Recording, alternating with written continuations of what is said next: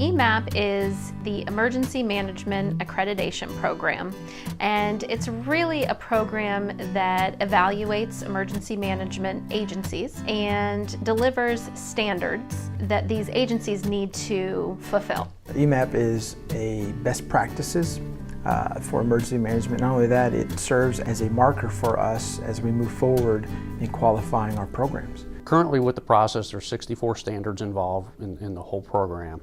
It takes us about a year to complete the whole process. And what we've done is we've taken all those standards and identified who within the office best fits the needs of those particular standards, assign them to those standards, and then just go through the process of what's in those standards and how do we meet it and provide the proof or documentation that we do meet that standard. We're going through the process of re-accreditation with EMAP. So we're re-evaluating all of those standards. We're looking at the material we submitted 5 years ago and updating it all to reflect where our current emergency management program stands. Going through an accreditation process does a couple things. It forces you to evaluate everything that you're doing. Each staff member has been assigned a set of standards that go along with what they do in the office. We do what's called EMAP Fridays. So every Friday our staff, for the most part, works on strictly EMAP related duties. I keep a daily log sheet or spreadsheet of all the standards, who's responsible for them, and where they're at in the entire process. We submit it for what's known as a first read. Once they proof it, they'll send it to somebody else that's been assigned in the office for a second proof. That goes to our management team, so our director and deputy director. They read it, they evaluate, they determine if we need to make edits. To make sure it meets all the guidelines set forth within that standard.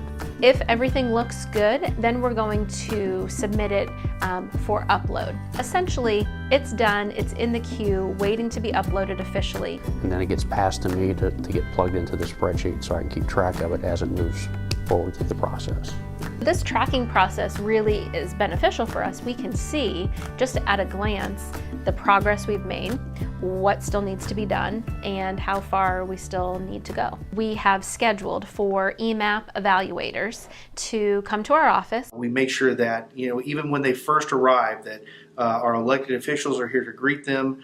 We lay out all of our standards for them. We make it really organized, really efficient. We go through a painstaking process for over a year to make sure everything is laid out, and there is no question that they can't get answered almost immediately. All staff members will be here for the entire process as well, and it'll take the entire week for the 7 assessors to go through all of our documentation. Through that review process, then they are able to give us that re-accreditation. We have spent a great deal of energy in making sure that our program is one of the best in the country. As a matter of fact, our vision statement speaks to the fact that we want to make Greene County the most disaster resilient county in the country.